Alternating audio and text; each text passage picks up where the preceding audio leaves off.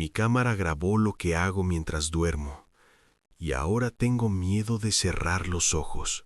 El archivo que están a punto de escuchar no debería existir. Fue recuperado hace apenas unos meses por el dueño de un complejo de departamentos en el centro de la ciudad. Según el informe, el inquilino del 4B, un hombre joven, sin antecedentes y de vida tranquila, salió de su habitación una noche de martes y nunca más regresó. Al entrar para limpiar el lugar semanas después, el propietario encontró esta grabadora sobre la mesa de noche. Estaba encendida, pero sin cinta. Tras buscar en el conducto de ventilación, hallaron este cassette envuelto en plástico. Lo que sigue es la bitácora de audio que el inquilino grabó para documentar lo que él creía que eran simples episodios de sonambulismo, pero como podrán notar por su tono de voz, lo que empezó como una curiosidad médica terminó desvelando algo que lo acechaba en la oscuridad de su propio pasillo.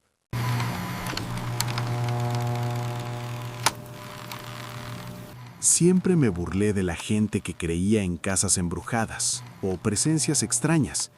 Soy ingeniero. Mi mundo se basa en la lógica, en las matemáticas y en las cosas que puedo medir. Pero hace 3 semanas, la lógica decidió mudarse de mi apartamento. Todo empezó con un cartón de leche. Me desperté un lunes, fui a la cocina y el cartón estaba sobre la mesa. Estaba tibio. Juraría que lo había guardado la noche anterior, pero bueno, todos tenemos esos momentos de distracción, ¿verdad? El martes fue la pasta de dientes. La encontré sin tapa pegada al espejo del baño. El miércoles, mis zapatos estaban perfectamente alineados frente a la puerta principal, pero apuntaban hacia adentro, como si alguien acabara de entrar, o como si yo hubiera intentado salir y hubiera fallado. Al principio me reí. Estás trabajando demasiado, me dije. Pero el viernes, la risa se me congeló en la garganta. Encontré mis llaves del coche dentro del congelador, metidas en un cubo de hielo que yo no había llenado. No pude dormir bien esa noche. Revisé cada ventana. Vivo en un 4º piso. Nadie puede entrar por ahí sin una escalera de bomberos. Cambié la cerradura de la puerta principal el sábado por la mañana. Me costó $200, pero pensé que comprar la paz mental era barato. Esa noche, puse un trozo de cinta adhesiva en el marco de la puerta. El domingo por la mañana, la cinta estaba intacta. Respiré aliviado. Fui a la cocina por café y me detuve en seco. Todas las puertas de las alacenas estaban abiertas, absolutamente todas. El mueble de los platos, el de la despensa, incluso el compartimiento debajo del fregadero. No se escuchó ni un solo ruido en toda la noche. El miércoles decidí poner harina en el pasillo del pasillo. Pensé que si alguien caminaba, dejaría huellas. No dormí nada, o eso creía. Al despertar, la harina estaba intacta, pero mis pies estaban cubiertos de un polvo blanco finísimo y había rastros de huellas blancas subiendo por la pared, llegando hasta el techo. ¿Cómo diablos pude haber caminado por las paredes? Pasé 3 horas limpiando, tratando de convencerme de que me había caído y que la harina simplemente voló por el aire. Fue entonces cuando empezó el cansancio físico. Esa semana desperté sintiéndome como si hubiera corrido un maratón. Mis piernas me dolían, mis músculos estaban rígidos, pero lo peor eran los moretones. Aparecieron pequeños círculos violáceos en mis nudillos y rascaduras finas, casi quirúrgicas, en mis pantorrillas. El jueves por la mañana encontré algo que rompió mi escepticismo por completo. Bajo mi almohada había una piedra llena de musgo, húmeda y fría. No tenía ningún recuerdo de haber salido. Mis zapatos estaban limpios, mi puerta estaba cerrada. Ese tipo de piedras solo se encuentran en el parque que está a 6 manzanas de mi casa. Instalar la cámara me tomó toda la tarde. Me sentía observado por mi propio lente. Esa noche, antes de apagar la luz, me quedé mirando el pequeño punto rojo de la cámara. Te tengo, pensé. La primera noche con la cámara no pasó nada. Me vi a mí mismo dando vueltas en la cama durante 8 horas. Es frustrante verte a ti mismo dormir. Te das cuenta de lo vulnerables que somos. En la grabación se escuchaba el crujido de la madera del edificio y el viento golpeando el cristal. Ruidos que juraría que no escuché mientras estaba allí. Pero la segunda noche fue diferente.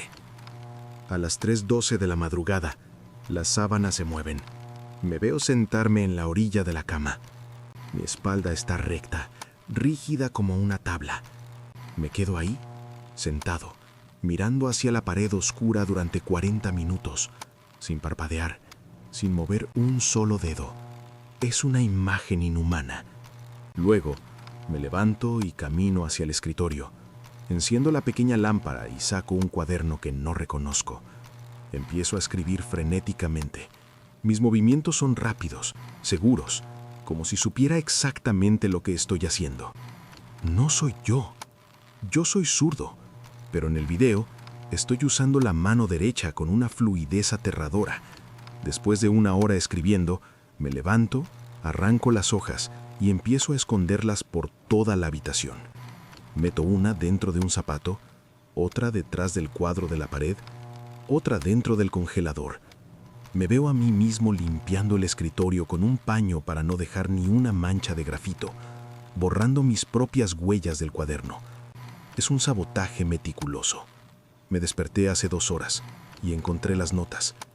El médico me explicó que es un caso extremo de trastorno de identidad disociativo durante el sueño.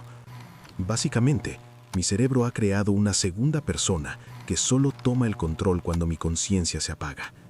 Pero las notas no son mensajes de un loco, son instrucciones.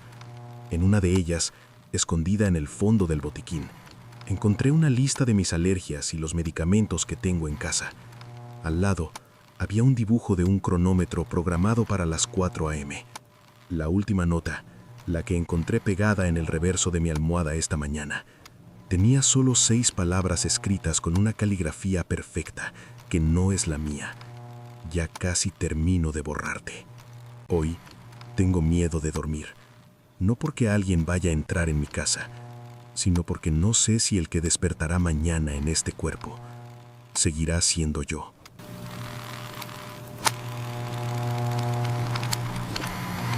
La grabación del inquilino del 4B es para muchos investigadores de criminalística un caso de estudio sobre el quiebre de la psique humana.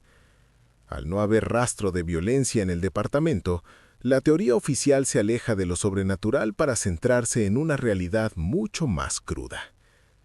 La hipótesis médica. Algunos psiquiatras forenses sugieren que el sujeto sufría de parasomnia agitada combinada con episodios de psicosis nocturna. Esto explicaría por qué grababa las cintas. Intentaba convencerse de que lo que sentía era real. El acecho que describía podría ser una proyección de su propia mente, una manifestación de su falta de sueño crónico que finalmente lo llevó a desorientarse y salir del edificio hacia un destino desconocido. La hipótesis del intruso. Sin embargo, hay un detalle que la policía no pudo ignorar. El dueño del edificio mencionó que las cerraduras de las áreas comunes habían sido forzadas meses atrás. ¿Es posible que el inquilino no estuviera alucinando? Existe un fenómeno criminal llamado frogging, donde extraños viven en los espacios ocultos de un edificio, moviéndose solo cuando los inquilinos duermen. Si esto es cierto, el sonámbulo no caminaba solo por los pasillos. Estaba siendo observado y guiado por alguien que conocía sus rutinas mejor que él mismo. El hecho de que nunca regresara por sus pertenencias ni utilizara sus cuentas bancarias sugiere un final trágico en las calles o un accidente derivado de su estado de confusión. Al final, este archivo nos deja una pregunta incómoda. Cuando cerramos los ojos por la noche y creemos estar seguros en nuestra habitación, ¿estamos realmente solos? ¿O somos simplemente testigos inconscientes de lo que ocurre a nuestro alrededor? Suscríbete y deja tu opinión en los comentarios. Me gustaría leerla. Cerramos el expediente. Te dejo este otro video que podría interesarte. Hasta la próxima desclasificación.